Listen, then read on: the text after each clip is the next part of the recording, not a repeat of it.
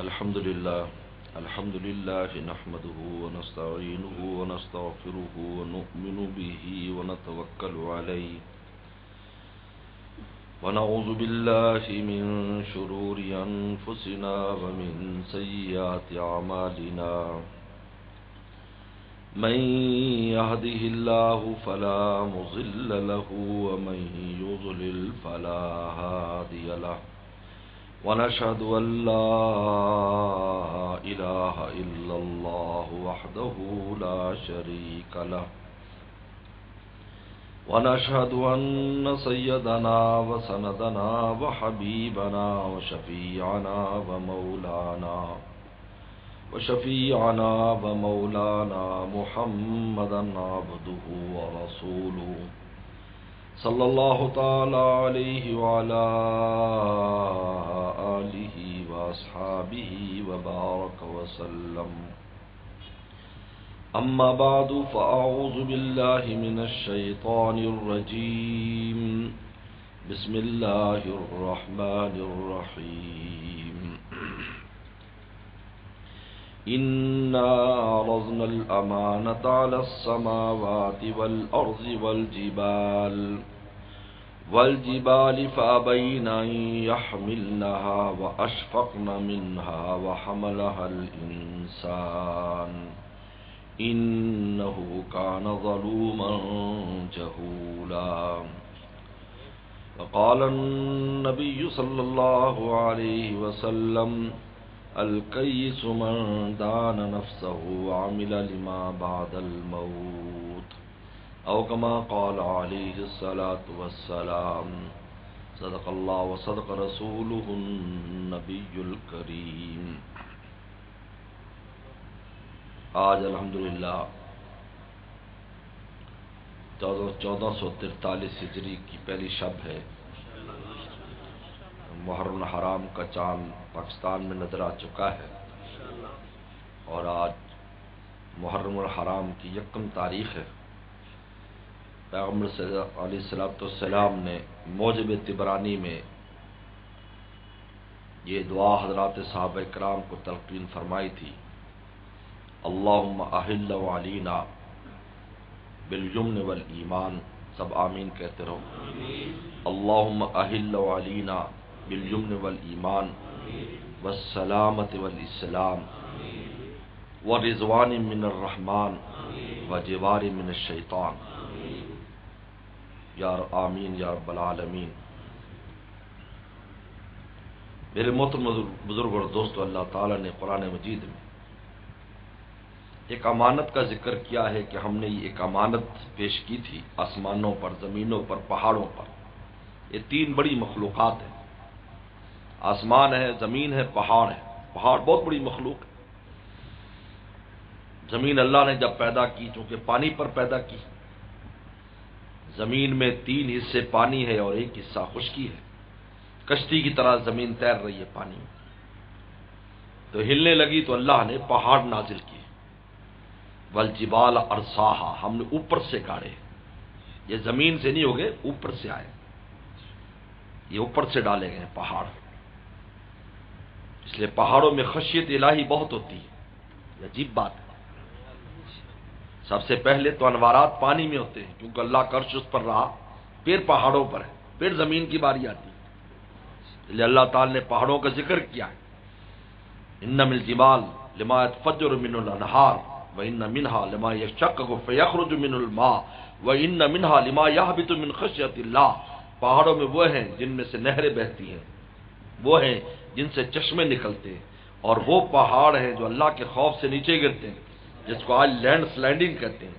Land sliding کا اصل سبب قرآن نے بیان کیا خشیت الہی. اس لیے یہ پہاڑ گرتے ہیں، ٹوٹتے ہیں، اللہ کے غم سے روتے ہیں. یہ چشمے کیا ہیں؟ ان کا رونا ہے. سنا ہے کہ سنگ دل کی آنکھ سے آنسو نہیں بہتے. سنگ دل پتھر دل نہیں. میرے مرشد یہ شعر اس وقت پڑھ سنایا کرتے تھے ہمیں جب حضرت مولانا فقیر محمد صاحب رحمۃ اللہ علیہ حکیم الامت تھانوی رحم اللہ کے خلیفہ جو رویا بہت کرتے تھے، وہ حضرت کی خانقاہ میں جب آتے تو حضرت یہ شعر ضرور پڑھا کرتے تھے. ان کو دیکھ کر بتاتے تھے ہمیں. آج جو گزر کرتے ہمیں رونا نہیں آتا. آپ نے رونے کی کوشش کب کی ہے جو رونا نہیں آتا؟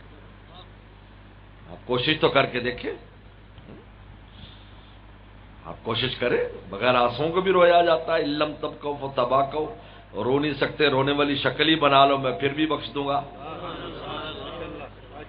بتائیے، جب وہ خود فرماتے ہیں کہ نقلی مال بھی خرید لیں گے تمہارا تو تم نقلی لے کے آ جاؤ. کچھ تو کرو. کچھ کرنا نہیں ہے. یہ بہانے عذر ہے، لچر بہانے کہ جی رونا نہیں آتا میں کیا روں. رونے جیسی شکل نہیں، ایکٹنگ نہیں کر سکتے تو عدالت میں پیش ہو جاؤ تو وہاں رونے کے لیے آنکھوں کے اندر اگر پیاس بھی لگانا پڑے تو گوارا کرتے ہو تاکہ جج صاحب کو رحم آ جائے روتا ہوا آیا ہے. تو مولا تو کہتے ہیں آنسو بھی نہ لاؤ شکل ہی بنا لو تب بھی ہم تمہیں معاف کر دیں گے. اب بتائیے اس سے زیادہ رحم الراحمین مولا کیا اس سے بڑھ کر بھی کوئی مولا ہوگا؟ اس لیے میرے مرشد فرماتے تھے ہمارا صاحب کا ایسے مالک سے پڑا ہے جہاں رحم ہی رحم ہے لیکن ہم ہی متوجہ نہیں ہوتے. ہم تو مائل بھی کرم کوئی سائل ہی نہیں، راہ دکھلائیں کسے راہ رو منزل ہی نہیں. علم تب کو فتبا کو، علم تب کو فتح نہ تو رونے میں شکل ہی بنا لو تب بھی ہم تمہیں معاف کر دیں گے. تو حضرت جب آتے تھے حضرت رویا بہت کرتے تھے. اتنے روتے تھے کہ نالیاں پڑ گئی تھی. ہم نے امام ترمذی رحمۃ اللہ علیہ کے حالات میں پڑھا تھا کہ وہ اتنا رویا کرتے تھے کہ ان کے یہاں نالیاں باقاعدہ بن گئی تھی گال کے اوپر ایسے نالی. تو ہم نے یہ منظر مولانا فقیر مصعب رحمۃ اللہ علیہ کو دیکھا کہ باقاعدہ نالیاں بن گئی تھی. اتنا رویا کرتے تھے، خشیت سے بھی روتے تھے اور محبت سے بھی روتے تھے. نماز ایک بار میں نے ان کے ساتھ نماز پڑھی، عصر کی نماز بنوری ٹاؤن میں. ہمیں بہت شوق ہوتا تھا بزرگوں کے قریب رہنا اور ہر شوق کی بعد میں قیمت لگتی ہے، یاد رکھو. ساتھ نماز پڑھی، جگہ پہلے سے چلے گئے، جہاں حضرت بیٹھے بالکل پیچھے بیٹھ گئے تو ساتھ نماز. جب حضرت نے سلام پھیرا حضرت کا پورا دامن آنسوں سے تر تھا، پورا دامن. حالانکہ سری نماز تھی، ظاہری نماز میں تو پتہ نہیں کیا کیا فکر. تو حضرت یہ شعر پڑھتے تھے سنا ہے کہ سنگ دل کی آنکھ سے آنسو نہیں بہتے، اگر سچ ہے تو چشمے کیوں نکلتے ہیں پہاڑوں سے.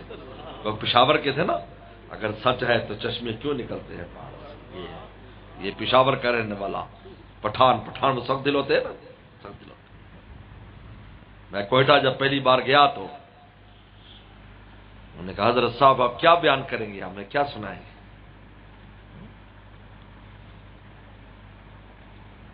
میں نے کہا کہ میں پتھروں میں سے چشمہ نکالوں گا اللہ کی. شروع میں بات سن میں نہیں آئی لیکن بعد میں ان کو سن میں آنے لگی. پھر کہتے تھے دا غٹ مولانا راغلے غٹ شیخ صاحب راغلے.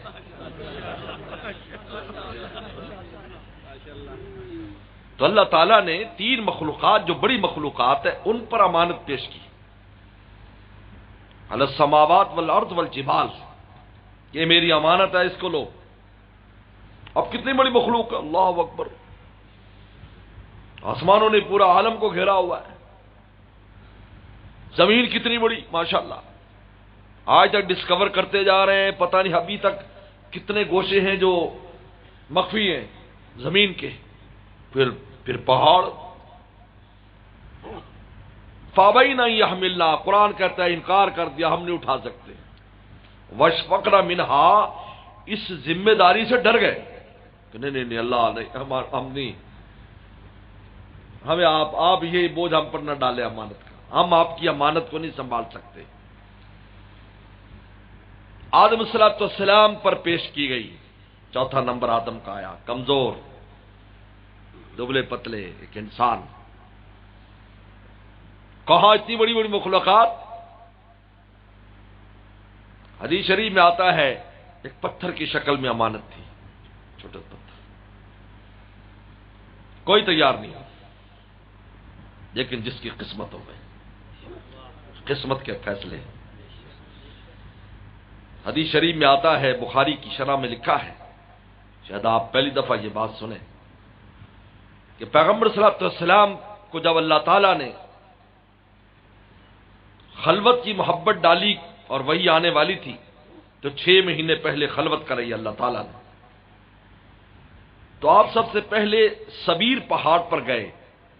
سبیر پہاڑ وہ پہاڑ ہے جو مینا کے ساتھ لگا ہوا ہے، جہاں مینا اور مکہ الگ ہوتا ہے، اور اس سبیر پہاڑ میں سے ٹنل اور وہاں سرنگیں بنی ہیں جس سے گزرتے ہیں، اس پر شاہی محل بھی ہے. اس پہاڑ کو سبیر پہاڑ کہتے ہیں. یہ سبیر پہاڑ ہے. تو آپ پہلے وہ چونکہ بڑا پہاڑ ہے تو سبیر پہاڑ پر گئے یہ دیکھنے کے لیے کہ کوئی ایسی جگہ مل جائے جہاں بیٹھ کر اللہ تعالیٰ کو میں یاد کروں. تقریباً 5 کلومیٹر کا فاصلہ بنتا ہے تقریباً اس کا، مکہ شریف سے، خانہ کعبہ سے.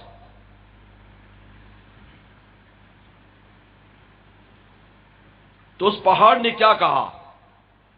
آپ چلے جائیے اے اللہ کے رسول. وہ رسول اللہ فرماتے ہیں میں ان پتھروں کو جانتا ہوں جو مجھے سلام کیا کرتے تھے. تو انہوں نے کہا کہ اللہ کے رسول آپ چلے جائیے، مجھے ڈر ہے میرے اوپر اگر آپ کو نقصان پہنچا اللہ مجھے جہنم میں نہ ڈال دے. یہ پتھروں کا خوف ہے. آپ چلے جائیے. اپنا خوف کیا، لیکن عاشقوں کا معاملہ کچھ اور ہے. ہیرا پہاڑ سامنے، بالکل ہیرا اس کے سامنے. ہیرا پہاڑ، الیہ یا رسول اللہ، اللہ کے نبی میرے پاس آ جائیں، میں ہر قسم کے انجام کے لیے تیار ہوں، آپ میرے پاس تشریف لے آئیں.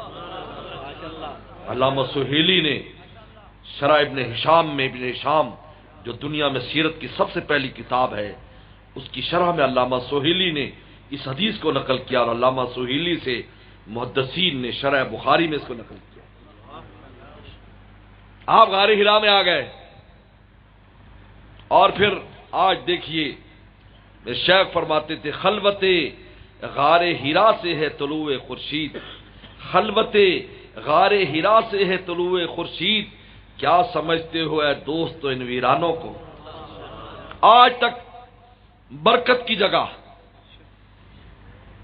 منبع برکت، دیکھنا بھی برکت، پہنچنا بھی برکت، جانا بھی برکت.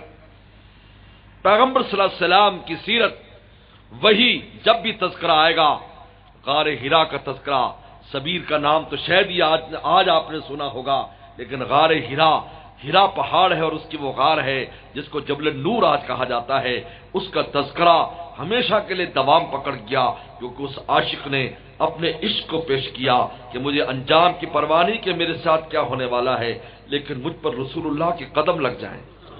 الیہ یا رسول اللہ، آپ میرے پاس تشریف لے آئیں.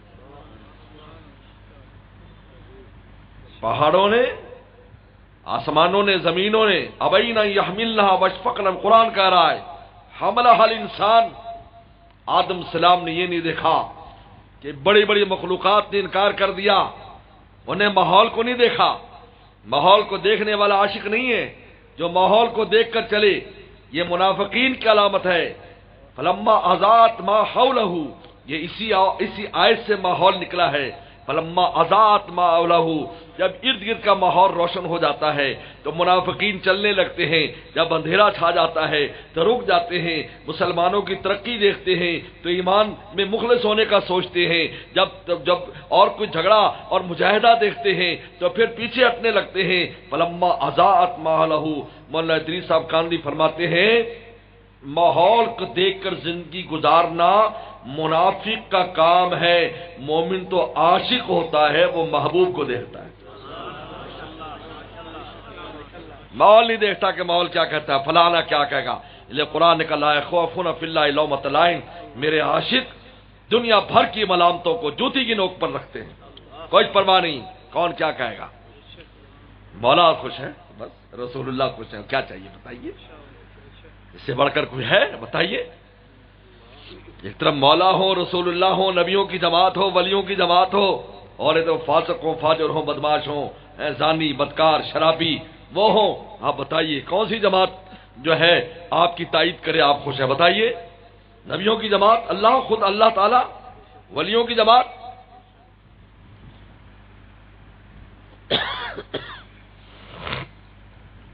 آدم السلام نے ماحول نہیں دیکھا کہ زمین آسمان نے انکار کرتے، اس کے سامنے انکار کیا. حملہ الانسان. تمام محدثین نے لکھا ہے، مفسرین نے، یہ اللہ کی عشق اور محبت کی وجہ سے بوجھ اٹھا لیا. انجام کیا ہوگا؟ اگر آغاز میں فکر انجام ہے، تیرا عشق ابھی خام ہے، تیرا عشق شاید ابھی خام ہے. حملہ الانسان. اللہ مجھے دے دیجیے، میں اٹھاتا ہوں. حدیث میں آتا ہے پاؤں لڑکھڑانے لگے اس کے وزن کی وجہ سے، لیکن اللہ فرمایا اے آدم تو اور تیری اولاد جب تک اس امانت کو اٹھاتے رہیں گے میری مدد تمہارے ساتھ رہے گی.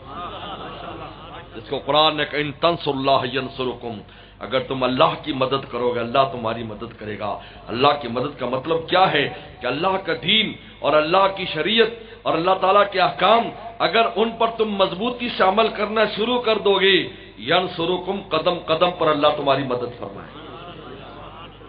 قرآن کہہ رہا ہے، وعدہ اللہ تعالیٰ کا، ان تنصروا اللہ ینصرکم ویثبت اقدامکم، تمہارے پاؤں مضبوط رکھے گے. دو مدد بھی کریں گے اور پاؤں بھی مضبوط، کیونکہ انسان کے پاؤں لڑکھڑا جاتے ہیں، ماحول تنگ کرتا ہے، لوگ تنگ کرتے ہیں، گھبرا جاتا ہے، کہتا وہ نہیں یار چھوڑ دوں، میں دین پر چلنا چھوڑ دوں. داڑھی رکھ لی ہر ایک برا کہہ رہا ہے، مولویوں کے پاس آنا جانا، علماء پاس آنا جانے شروع کر دیا، برا برا کہہ رہا. یہ کیا ہے تم نے علماء پاس آنا جانے شروع کر دیا، دین سیکھ رہا ہے برا برا کہنا شروع کر دیا. سارا خاندان کہتے یہ کیا بچے کو ضائع کر رہے ہو تم، ہے بچہ ضائع ہو رہا ہے، حافظ عالم بن رہا ہے، یہ ضائع ہو جائے گا. ڈاکٹر بناؤ، انجینئر بناؤ، فلاں بناؤ فلاں بناؤ، ہے بتائیے. لیکن آج تک ایسا نہیں ہوا کہ دل کا سکون لینے کے لیے کوئی عالم دین، کوئی بزرگ، کوئی اللہ والا اور ان کا غلام کسی ڈاکٹر کے پاس گیا ہو. ڈاکٹر وہاں آتے ہیں، ہمیں دل کا سکون چاہیے.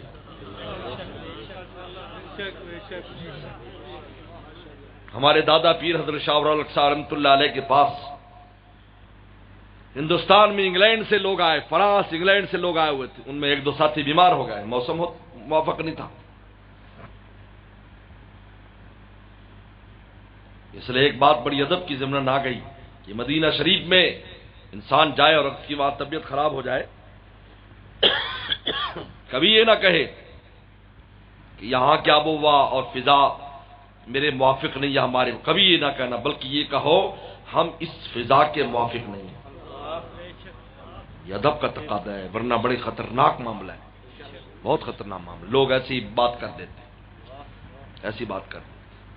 پرانے زمانے کا قصہ لکھا ہے نا کہ دہی آئی، دہی کھائی، تو وہ ہندوستان کا حاجی تھا، اس نے کہا کہ ہندوستان کی دہی بہت میٹھی، مدینہ کی دہی کھٹی ہے. رسول اللہ رات خواب میں آئے، نکل جاؤ میرے مدینے سے، جاؤ ہندوستان کی میٹھی دہی کھاؤ، جاؤ دکھاؤ.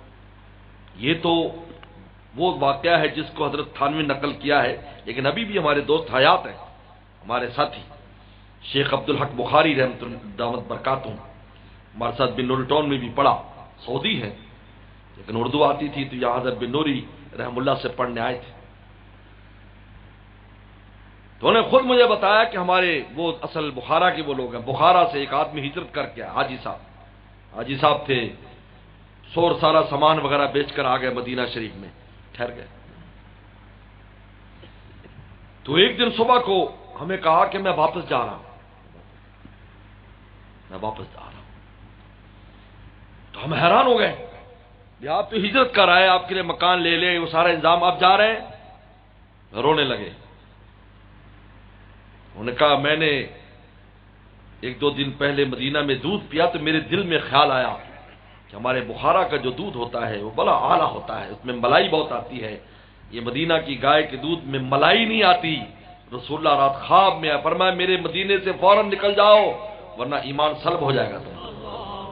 کہ میں واپس جا رہا ہوں. ہاں یہ پرانی بات بھی نہیں، پرانی بات، یعنی وہ خود ان کے سے انہوں نے خود بتایا کہ وہ پھر ان کو واپس کرنا پڑا. ہری ادب کی بات درمیان میں آ گئی کہ آب و ہوا اور فضا، کیا بات ہو رہی تھی؟ ہاں تو بیمار ہو گئے تو اسپتال میں گئے. اسپتال میں گئے تو ڈاکٹروں پوچھا کہاں سے ہیں آپ؟ انہوں نے کہا میں فرانس سے آیا ہوں، میں جرمنی سے آیا، میں انگلینڈ سے۔ کہا یار اتنے آپ کیسے آئے؟ کہا علاج کرانے ہیں۔ انہوں نے کہا وہ ساری دنیا وہاں علاج کرانے جاتے ہیں، آپ یہاں علاج کرانے، یہاں کون سا ایسا علاج ہے؟ میں نے کہا اچھا آپ کا کوئی ایسی الٹرا ساؤنڈ مشین ہے یہ دیکھ لے کہ میرے اندر کیور کتنا ہے، میرے اندر عجب کتنا ہے، میرے اندر نفسانی بیماری کتنی، کوئی مشین ہے؟ یار یہ مشین تو نہیں۔ کہا کہ بس اسی کے لیے آئے ہیں، یہ مشینوں والے یہاں رہتے ہیں جو ہمیں بتاتے ہیں کہ ہمارے اندر کون سی روحانی بیماریاں ہیں۔ میرے دوستو، حملہ ہر انسان، آدم السلام نے اس امانت کو اٹھایا کہ محبت عشق کی وجہ سے اللہ نے آدم میں اپنا عشق رکھا تھا۔ یہی وجہ ہے کہ جب جنت سے نکالنے کے باوجود اللہ نے کہا جنت سے چلے جاؤ، زمین پر اتر جاؤ، شیطان بھی نکلا، شیطان واپس نہیں آیا اور آدم زمین پر آئے، 40 دن تک سجدے سے نہیں اٹھے۔ اور فرمایا اتنا روئے اتنا روئے اتنا روئے کہ گھاس پیدا ہو کر ان کے سر سے بھی بڑی ہو گئی۔ اور ربنا، پھر اللہ نے یہ الفاظ تلقین کے، پہلے روتے رہے لیکن عنوان نہیں تھا میں درخواست کس عنوان سے پیش کروں، تو اللہ تعالیٰ نے تلقى آدم من ربه کلمات، اللہ نے پھر درخواست کا عنوان دیا کہ یوں درخواست کر، ربنا ظلمنا انفسنا، اے پالنے والے ہم سے اپنی جانوں پر ظلم ہو گیا، ان لم تغفر لنا وترحمنا لنکونن من الخاسرین، اگر آپ ہمیں معاف نہیں کریں گے، رحم نہیں کریں گے، ہم خسارے والوں میں سے ہیں۔ جب اس عنوان سے، جب عنوان بھی خود دیا، درخواست کا طریقہ دیا، تو دلیل تھی قبول کرنے کی، فوراً قبول کیا۔ اور اللہ تعالی نے فرمایا اے آدم تو نہیں، قیامت تک تیرے راستے پر چلنے والا جو انسان ہوگا میں اس کے لیے بھی جنت کا اور خیر کا فیصلہ کرتا ہوں۔ عاشق تھے، در مولا نہیں چھوڑا۔ چائے بنا کر رکھو بھائی، طبیعت کئی دن سے خراب ہے لیکن چھٹی کو بھی دل نہیں چاہتا۔ ہم نے ڈاکٹر بیٹھے یہاں پر جو کہتے ہیں خبردار بیان کیا تھا کہ میرے شیخ بھی جب ایسا ہوتا اور جیسے میں تو ڈاکٹروں کو چائے پلاؤ کہیں پلا بٹھا کر ہم تھوڑا سا اپنا کام کر لیں، منع کرتے۔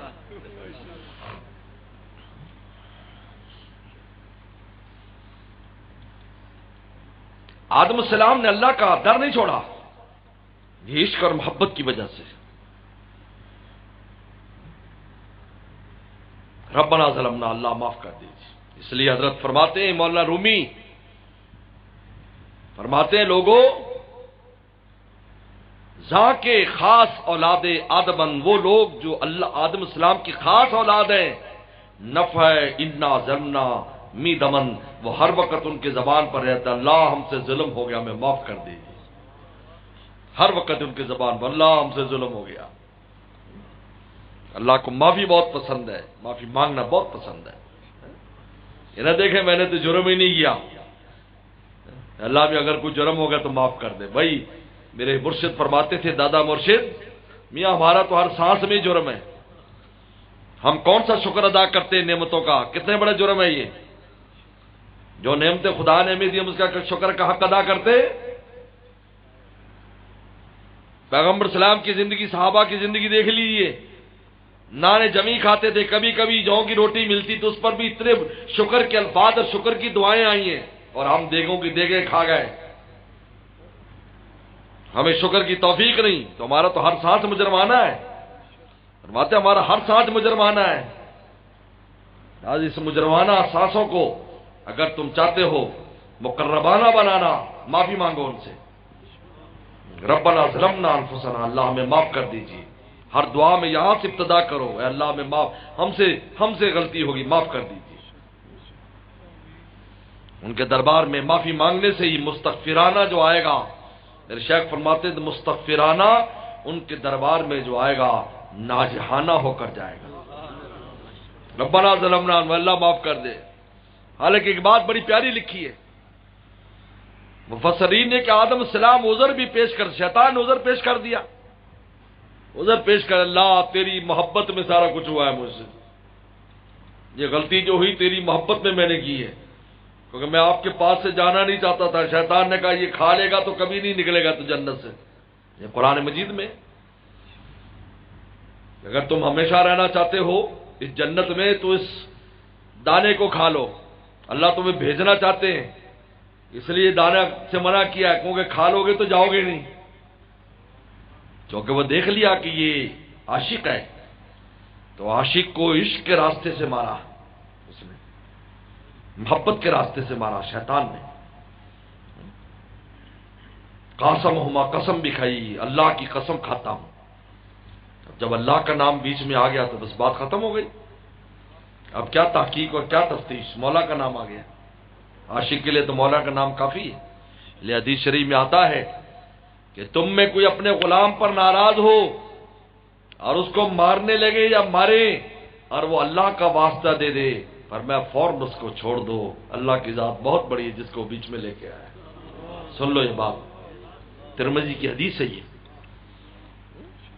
استاد پیٹتے ہیں اور کہتا اللہ کے لیے مجھے معاف کر دو، استاد تو اپنا غصہ اتارتا ہے، یہ نفسانیت پر جا، چھوڑ دو بس۔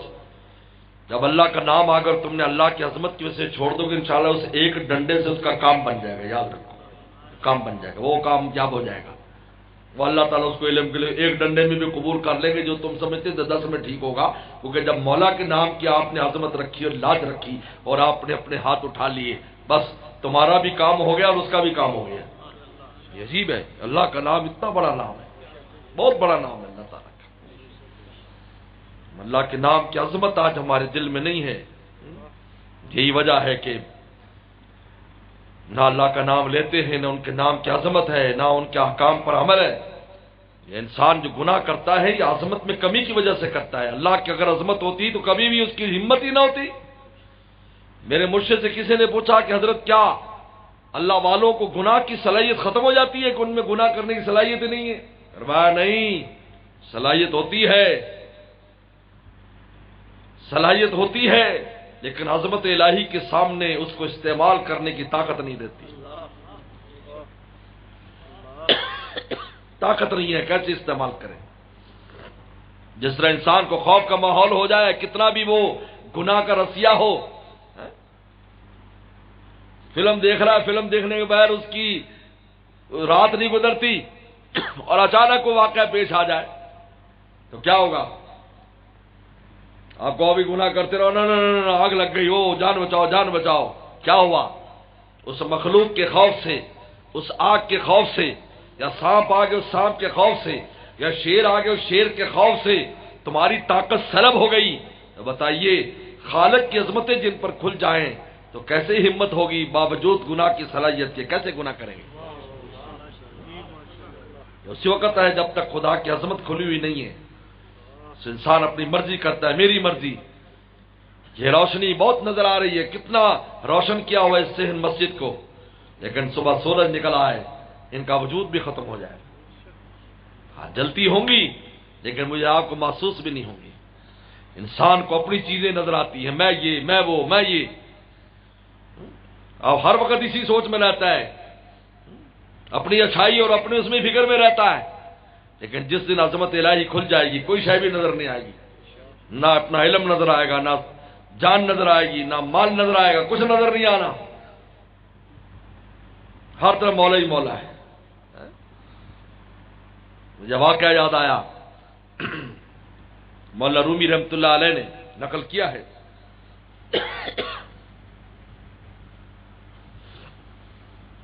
عمر رضی اللہ تعالیٰ امیر المومنین جن کا کل یوم شہادت ہے، یکم محرم حرام،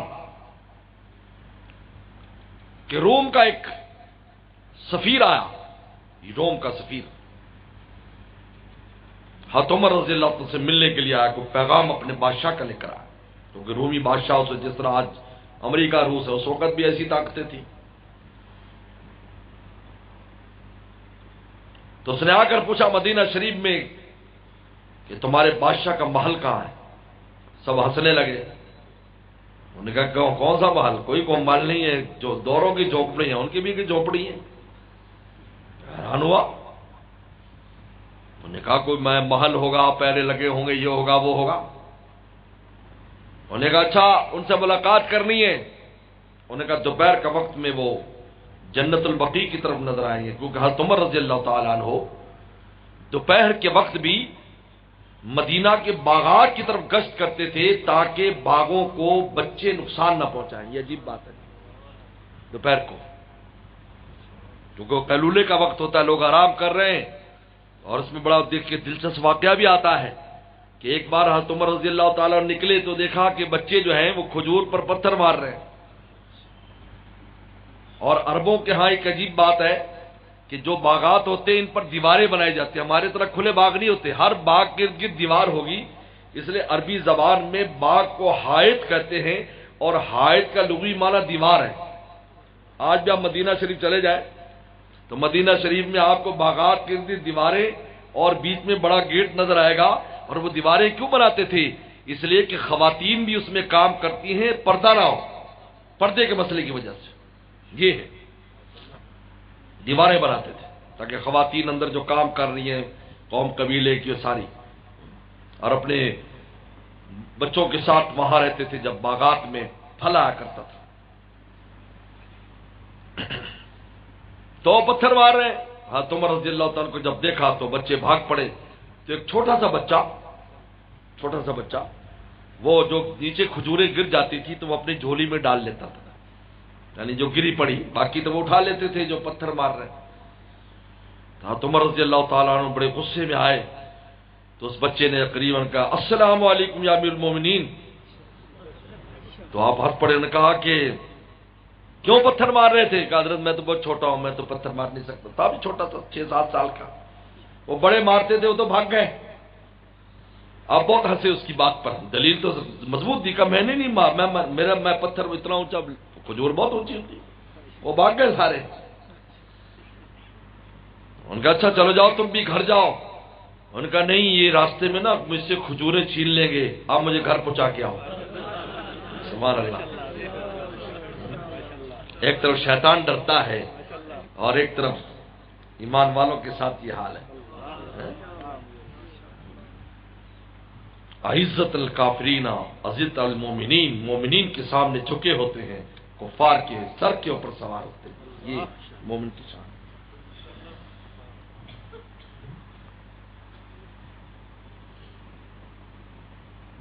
تو میرے دوستو آپ لے گئے، انگلی پکڑ لی اس کی، گھر پہنچایا۔ وہ جب گھر چلا گیا تو رونے لگے، اللہ تیرا شکر ہے کہ ایک مسلمان بچے کی خدمت تو نے عمر سے لے لی، فرمایا۔ تو رومی آیا، انہوں نے کہا کہ ادھر ہوں گے کہیں، بتایا بقیع کی طرف جاتے ہیں، کیونکہ باغات جو ہیں یا العالیہ میں ہوتے تھے، عالیہ، اس لیے عجوہ عالیہ رسول اللہ کے اپنے باغات، بقیع کے پچھلے کا جو علاقہ ہے یہ عالیہ کا علاقہ کہلاتا ہے۔ یہاں کی عجوہ کے بارے میں رسول اللہ نے فرمایا تھا عجوہ عالیہ، وہ باغ اونچے ہیں، وہاں سے بارش کا پانی آتا تھا اور اس طرح ہو کر سامنے ادھر ندی ہے، جہاں ندی میں گرتا ہے، آج بھی وہ ندی موجود ہے، بڑی برکت والی وادی ہے وہ، ہاں جی بہت برکت والی وادی۔ میں تو جب حاضری ہوتی ہے تو میں وہاں ضرور جاتا ہوں، کیونکہ اس کو بقعہ مبارکہ کہا گیا ہے۔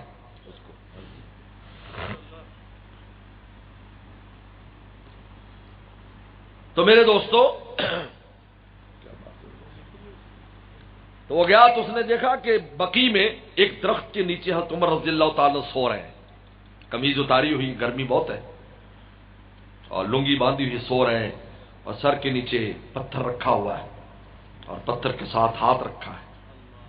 تو بڑا حیران ہوا، انہوں نے کہا ان کا نام کہاں تک ہے، اور یہاں نہ کوئی پیرا نہ کچھ، اکیلے سو رہے ہیں۔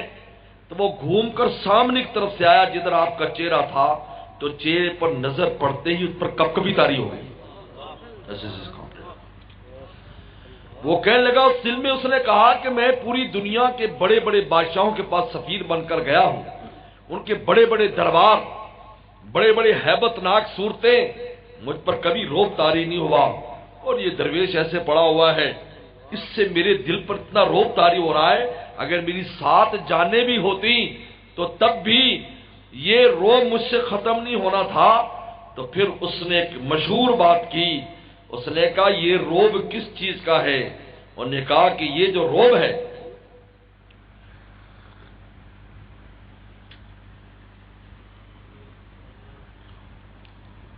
انہوں نے کہا این ہیبت حق است، نہ کہ این ہیبت حق است از خلق نیست. یہ حق تعالی کی ہیبت ہے جو اللہ کا تعلق خاص اور نور اس بندے کے دل میں ہے، یہ اس کی ہیبت کا اثر میرے دل پر پڑ رہا ہے. این ہیبت حق است از خلق نیست، از خلق نیست این ہیبت ای مرد دلق نیست. یہ اس مرد اور اس انسان کی ہیبت نہیں ہے بلکہ اس کے دل میں جو مولا ہے یہ اس کی ہیبت مجھ پر پڑ رہی ہے. حضرت عمر رضی اللہ عنہ بیدار ہو گئے. انہوں نے کہا آیا تو تھا پیغام لے کر، لیکن آپ کو دیکھتے ہی دل نے فیصلہ کیا ہے کہ میں اسلام قبول کروں.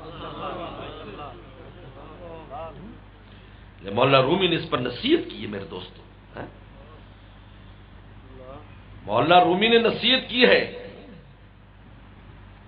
ہر کے ترسیدہ حق و تقوی گزید، ہر وہ شخص جو حق تعالیٰ سے ڈرے گا اور تقوی اختیار کرے گا، دل کے دل میں اللہ کا خوف ہوگا، اللہ سے ڈرے گا، اللہ کا خوف ہوگا اور تقوی اختیار کرے گا، گناہوں سے بچے گا.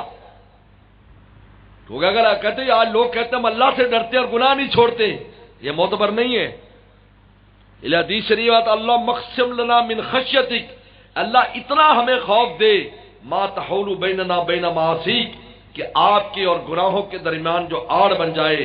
اگر اتنا خوف نہیں ہے کہ جو گناہوں میں آڑ بنے، اس کا مطلب ہے جمع زبانی جمع خرچہ، حقیقت کچھ نہیں.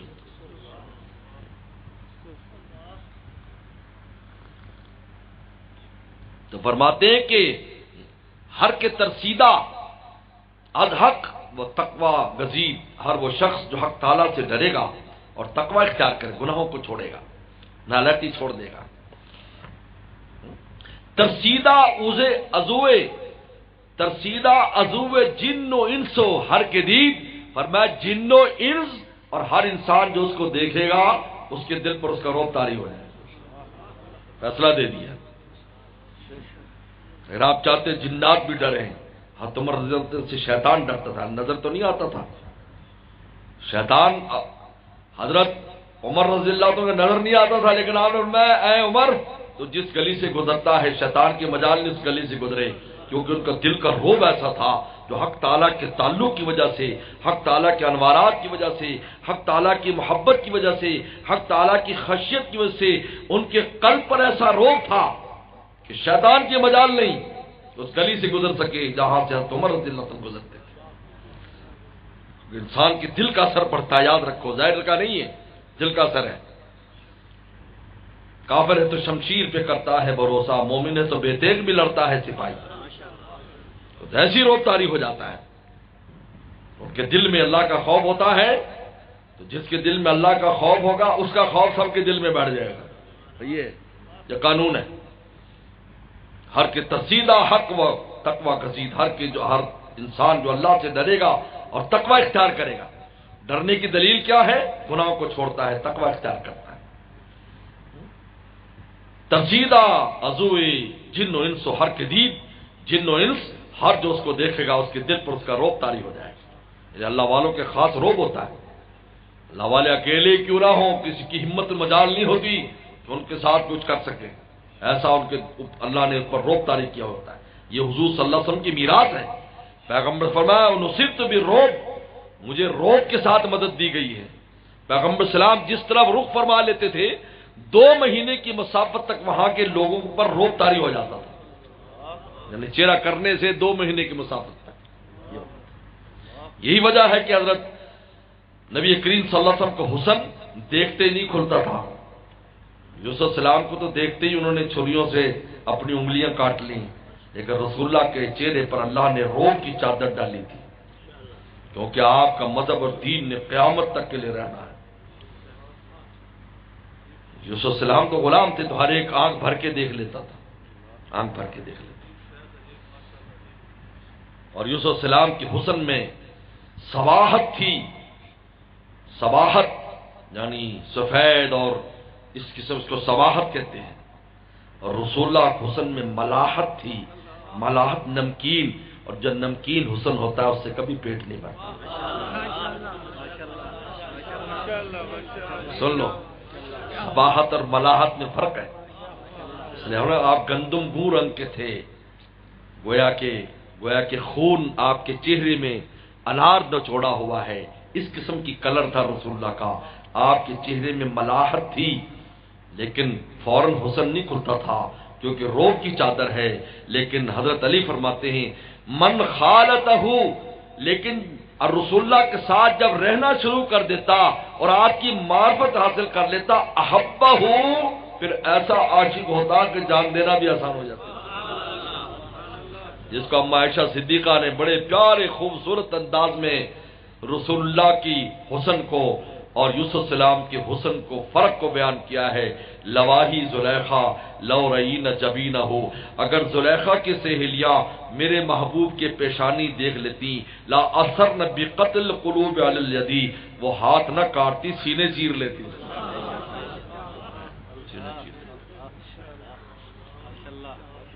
لیکن آپ پر چہرے پر روب کی چادر تھی، زیادہ روب کی چادر. لیکن جب صحابہ آتے اور ساتھ رہتے، اوہو، کھولتے ہوئے کڑاہوں میں گر گئے. رسول اللہ کا نام نہیں چھوڑا، نام نہیں چھوڑا. کیا کیا سزائیں نہیں دی گئی. عورتوں نے اتنی بڑی بڑی قربانیاں دی. پہلے حضرت سمیہ دیکھو، سمیہ رضی اللہ تعالیٰ عنہ. ابو جہل نے کہا چھوڑ دے رسول اللہ کو، اس کو، ورنہ 2 اونٹوں کے درمیان تجھے چروا دوں گا. 2 اونٹوں سے لاتے زندہ، ایک اونٹ ادھر دوڑایا کدھر دوڑایا، شرمگاہ پر نیزہ مارا. جب اونٹ بھاگے تو 2 حصوں میں پورا جسم زندہ کا ہو گیا. رسول اللہ کا دامن نہیں چھوڑا. آج ہمیں تھوڑی سی تکلیف دین کے رستے میں پیش آ جائے، کوئی بات ہی کہہ دے تو ہم دین چھوڑنا شروع کر دیتے ہیں. یار چھوڑو یار، یا اگر کہتے لوگ ایسی باتیں شروع کرتے، نہیں یار میں نہیں کرتا. یہ ہمارے حوصلے ہیں. میرے مرشد رویا کرتے تھے صحابہ کو جب پیش کیا جائے گا تم کیا پیش کرو گے؟ کیا ہے تم نے کیا کیا دین کے لیے؟ تم تو چند باتیں برداشت نہ کر سکے، لوگوں کی ملامت برداشت نہ کر سکے،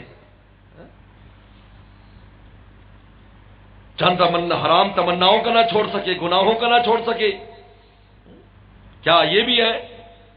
کوئی ہاتھ لے کر آ رہا ہے، کوئی گردن لے کر آ رہا ہے، کوئی پاؤں لے کر آئے گا، اللہ کا کوئی پیٹ پھٹا ہوا پیٹ لے کر آئے گا، کٹے ہوئے اعضاء لے کر آئے گا، اللہ سب تیرے لیے کیا ہے، تو کیا پیش کریں گے ہم؟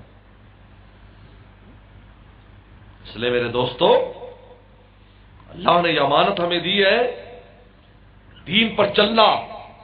یہ دین یہ امانت ہے، شریعت امانت ہے. اس کو عشق کے راستے اگر آپ چاہتے ہو کہ یہ امانت کا بوجھ اٹھاؤ، اپنے اندر خدا کا عشق پیدا کرو. جب خدا کا عشق پیدا ہوگا، نماز بھی آسان ہو جائے گی، روزہ بھی آسان، ہر شریعت کی ہر اس پر عمل کرنا آسان. کیونکہ عاشق پھر محبوب کو دیکھتا ہے، کسی اور کو نہیں دیکھتا. کہتا ہے چمن کا رنگ تو نے سراسر خزاں بدلا، نہ ہم نے شاخ گل چھوڑی، نہ ہم نے آشیاں بدلا. اور عشق عاشقوں کی صحبت سے آتا ہے. عشق عاشقوں کی 3 چیزوں سے عشق آتا ہے: اللہ کے ذکر سے اور فکر سے، عاشقوں کی صحبت سے عشق آ جائے گا. عاشق ہو جاؤ. کیا سے کیا ہو گئے، ایسے ویسے کیا سے کیا ہو گئے. کونوا مع صادقین، سچوں کے ساتھ رہو.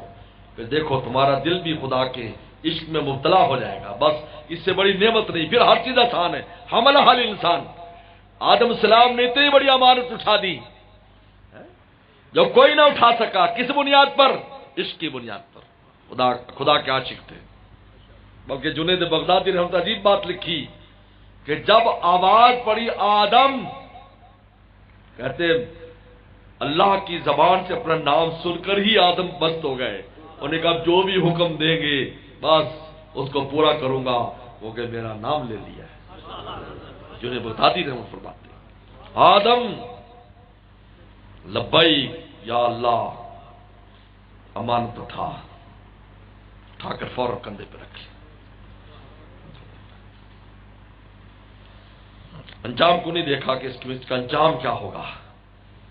یہ انجام دیکھنا کہ میں کر تو لوں گا، میں حلال کمائی شروع کر دوں لیکن اتنا خسارہ ہوگا، میں داڑھی رکھ لوں تو یہ مسئلہ ہوگا، میں نمازی بن جاؤں تو یہ مسئلہ ہوگا، فلاں نہ کروں تو میں یہ مسئلہ ہوگا. یہ مسئلے مسائل دیکھنا عاشقوں کا کام نہیں ہے. وہ کہتا ہے محبوب کافی ہے، بس جانا تو اسی کے پاس ہے. بولو بھائی، اس کے بعد جانا ہے. جو مخلوق کے لیے مرے ہیں جاؤ قبرستان میں دیکھو اور کتنے لوگ ان کو بخشوانے کے لیے وہاں ہیں. پھر بھی نیک لوگ ہی دعائیں کرتے ہیں، نیک لوگ ہی ان لوگوں کے لیے دعائیں کرتے ہیں. ربنا اغفر لنا ولاخواننا الذین سبقونا بالایمان، اللہ ہمیں بخش دے اور سارے بہنوں کو بخش دے. ہاں نیک لوگ ہی دعائیں کرتے ہیں. وہ یار بیلی جو تھے وہ تو دعائیں بھی نہیں کرتے، وہ برادری والے دعائیں بھی نہیں کرتے. بڑوں بڑوں کی قبریں ہیں جو برادری کے لیے مر گئے، دنیا داری کے لیے مر گئے، کوئی پوچھنے والا نہیں ہے. اگر ان کے لیے بھی کوئی دعا کرتا ہے تو نیک لوگ کرتے ہیں. یہ قبرستان کے بارے میں لکھا ہے، ایک واقعہ آتا ہے کہ ایک قبرستان والے عذاب میں مبتلا تھے. کسی نے خواب میں دیکھا، ان کی بہن بھی تھی، پورے قبرستان میں آگ لگی، کہا سب کا برا حال ہے. کچھ عرصے بعد اس بھائی نے دوبارہ خواب دیکھا، بہن کی بہت اچھی حالت ہے. ان کا باجی کیا ہوا؟ کہا ایک اللہ والا گزرا تھا، ایک دفعہ درود شریف پڑھ کے ہمیں ثواب بھیجا، سب کی بخشش ہو گئی. پھر بھی دعائیں کرتے ہیں تو نیک لوگ ہی کرتے ہیں، بد تو پھر بھی دعا نہیں کرتے، برادریاں پھر بھی دعا نہیں کرتی. پھر انسان ان کے لیے کیوں اپنی جان دے؟ اس لیے امانت کا بوجھ اٹھانا ہے. اللہ کی عشق اور محبت پیدا کرو. موجود ہے، اندر ہی ہے، باہر سے نہیں لانی، اندر ہے. دبی ہوئی چنگاری عشق کے اندر ہے. بس کسی اللہ والے کے پاس جاؤ، تھوڑی آگ لگا دے اس کو. جیسے ماچس کی تیلی کے اوپر آگ موجود ہے، بس رگڑنے کی ضرورت ہے تو آگ بھڑک اٹھے گی. کسی اللہ والے کے پاس جاتے رہو گے، بس وہ رگڑا جائے گا مسالہ اور تم عاشقوں میں شامل ہو جاؤ. اللہ مجھے اور آپ کو عمل کی توفیق عطا فرمائے. وآخر دعوانا ان الحمدللہ رب العالمین.